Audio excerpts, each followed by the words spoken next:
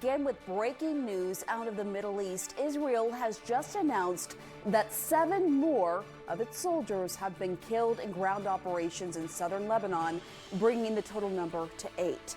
CNN Chief National Security Analyst Jim Schito is in Tel Aviv. And Jim, this comes as Israel is sending thousands more troops to take part in a ground fight in Lebanon. This is a significant loss for the Israeli military. 8 just in the first couple of days of this ground incursion into southern Lebanon, which we should note, it's the first time in 18 years, you have to go back to the 2006 war, for when Israel last sent significant numbers of ground forces into southern Lebanon.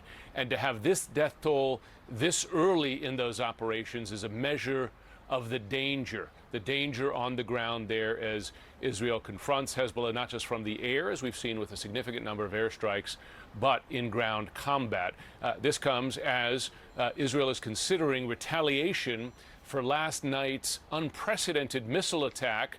Some 180 ballistic missiles fired here at Israel, the vast majority of them shot down, but some striking the ground, including around us here in central Tel Aviv last night. Joining me now is Democratic Congressman Moskowitz of Florida. He serves on the House Foreign Affairs Committee. Congressman, thanks so much for taking the time.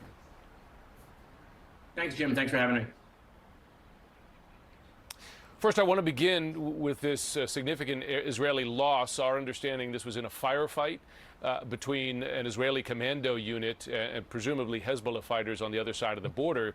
This brings back echoes of the 2006 war when Israel suffered significant casualties with an uncertain outcome after the end of that war. It lasted about a month.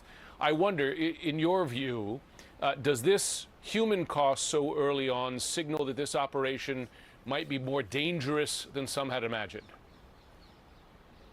Well, no, I think the Israelis know that it's dangerous, but I think they understand that it's more dangerous to allow Iran proxies on your border. The appeasement of Iran and its proxies, Hamas and Hezbollah, can no longer stand. We saw this actually just yesterday in Tel Aviv with a terrorist attack that's killing people, that were just on the high-speed rail. And so this mission is going to be dangerous. It is limited in scope. It is trying to push Hezbollah back away from the border so that people in Israel can return to their homes. Remember, Hezbollah has fired 9,000 rockets into northern Israel. 50,000 plus people have had to flee their homes there.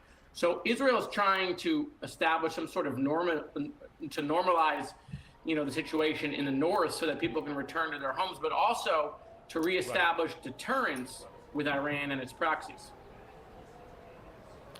I understand that. I've spent a lot of time in northern Israel and talked to some of those families who have left. But as you know, Israel's track record of attempting exactly the same is spotty at best. It occupied Lebanon for 18 years, from 1982 to 2000. Then again had the war in 2006, perhaps caused some damage, some losses for Hezbollah, but Hezbollah lived to survive another day. And I just wonder, given the parallel efforts for some sort of negotiated agreement where perhaps the Lebanese military takes over control for southern Lebanon, might be a more lasting path rather than military action alone. Yeah, no, I'm not against that. I think you're right. I think we'll have to get to a negotiated solution at some point. But in the meantime, I think Israel wants to degrade the amount of weapons that are on their border. Tens of thousands of missiles and rockets, pretty advanced stuff, not like Hamas.